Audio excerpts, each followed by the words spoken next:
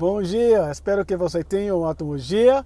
Good morning, everyone. This is your man Larry, the American Brazilian, saying good morning. And I wanted to briefly share my thoughts on a person who is fastly becoming almost like a phenomenon, if nothing else, a large degree of controversy is surrounding this particular individual, and that's none other than at Pearly Things.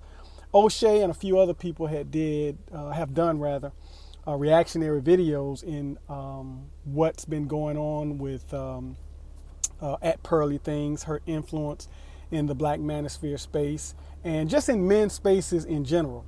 So I just want to give you my thoughts. First and foremost, I think with her, she just kind of, in my estimation, it appears as though she just kind of appeared out of oblivion, when in actuality, she's been kind of putting in a whole lot of work for a consistent period of time. I mean, you don't just get to 600 plus 1,000 subscribers by osmosis. You actually have to put in some work, and I know O'Shea, he quantified that in his video. What I want to talk about is what do I think about what she's doing, her efficacy or her power in the space, and how she's viewed and how she should be viewed, quite frankly. So here we go. So many guys who have decided to go SYSBM, Passport Bros, have done so because they feel like there are better options elsewhere. I mean, we've tried ad nauseum to date, marry here in the U.S. to U.S. citizens, and for many guys, they've been, just raked over the coals in more ways than one. Obviously, divorce. They've been used for meals. They've been disrespected in public, even assaulted in some cases. So now you have a white woman, who has come into this space and who is helping to carry the banner of the Manosphere talking points. And some people find it a bit offensive and disingenuous that she's doing so. She was on a show recently, a panel rather, her and Coach Greg Adams. And this one guy, I believe his name is Hafiz or something like that. And it's so funny, when I first saw his name, I thought it was Heifers. But anyway, I digress. And, basically, she was accused of he attempted to besmirch her character. That's how I saw it. And even Coach Greg Adams came to her defense and said that, listen, nobody needs to be disrespected as she did. And this guy, he was the one that was, in fact, being disingenuous. But in any event, if you have somebody, let's just say you're in a hole, right? And you don't know who's at the top of that hole. You're in a very bad situation. You need help. You've tried to scream, cry, yell, throw rocks and everything, but for whatever reason, you cannot climb out of this hole, right? You've tried and tried and tried. And so all of a sudden, a rope with knots appear and it reaches down to the bottom. Do you A, grab the rope and start pulling, or do you say, my freedom will be contingent upon who I deem worthy to save me? Most logical, sane people don't think that way. In fact, it shouldn't matter who or what they look like that is standing side to side or shoulder to shoulder with you in battle. From what I understand, her TikTok has been taken down, and various, she said that she's experiencing being demonetized here on YouTube simply for standing shoulder to shoulder, helping carrying the banner of the talking points of the men in this space. And I'm ex-military, so I'm of the persuasion, if somebody is going to stand shoulder to shoulder with me in battle, if I get hit, they get hit, and they experience the same things that I may experience, then how could I consider them to be a pander or be disingenuous? Now, I admit that there are some people who they don't care what you say.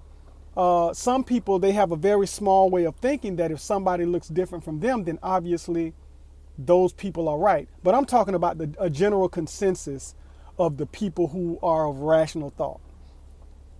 We don't care if you don't look like us. We don't care if you are of a different gender. If you are sharing our talking points, if you are fighting for the cause that we're fighting for, if you are standing shoulder to shoulder with us in battle, then you're not against us, you're for us. Matter of fact, you're not just for us, but you're with us. And what we experience, the vitriol that comes our way, it's coming your way too.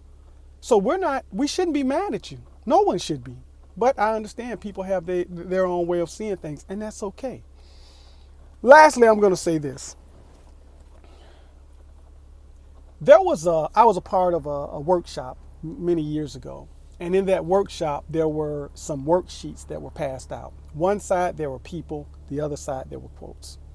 And so you had to match the people who said certain things up, who made these quotes, or who you believe made these quotes. You had to kind of draw a line to be like Steve Jobs said this, Oprah said this, Michael Jordan said this, Bill Gates said this, right? And so everybody completed the worksheet, they turned it in, and so the presenter asked, he went down the list, and some people agreed, oh yeah, that sounds like something Oprah said, that sounds like something Bill Gates said, that sounds like something Steve Jobs would say, that sounds like something Michael Jordan would say. And he smiled and he said, these people said none of these things. You guys can leave here tonight knowing that you strongly agree, and I'm not going to say the guy's name, with one of the most notorious murderers and despicable human beings in the world. Now, here was the tough part. People had to either A, despite who said what they said, what the quote said, believe that it was true despite who said it, or B, be of the persuasion that truth is only truth contingent upon who's saying it. And you can live in this society any way you want to, but it's not even smart. It's not even safe in many times to only accept truth contingent upon who's saying it. In other words, it's only true if somebody's saying it that I like, or I'll only be saved only if it's somebody that I deem worthy of saving me, or somebody that I like. That's ignorance. That's not ass a 9, that's ass a 10. So that's ignorance going somewhere to happen. So I just say, let her be. I think that her content is good. I think that the panels that she sits on and mediate, I think that they're great. And I would just say, if there is a degree of pandering and being disingenuous, time bears all things out, right? So my thoughts is, I support what she's doing because she supports what we're doing. So you support who supports you. Isn't that one of the attributes or variables by which we're going to these other places? We want people to support what we're supporting, regardless to what they look like or none of that even matters. Because if you're in a bad situation or if you need help, you want to grab the rope regardless of who's at the other end helping you get up. So that's my thoughts on it. Follow Conversate Mais Tarde. This is your man Larry, the American Brazilian, saying I'll talk to you guys later. And remember, no odeio o jogador, odeio o jogo. Don't hate the player, hate the game. Até breve, é verdade.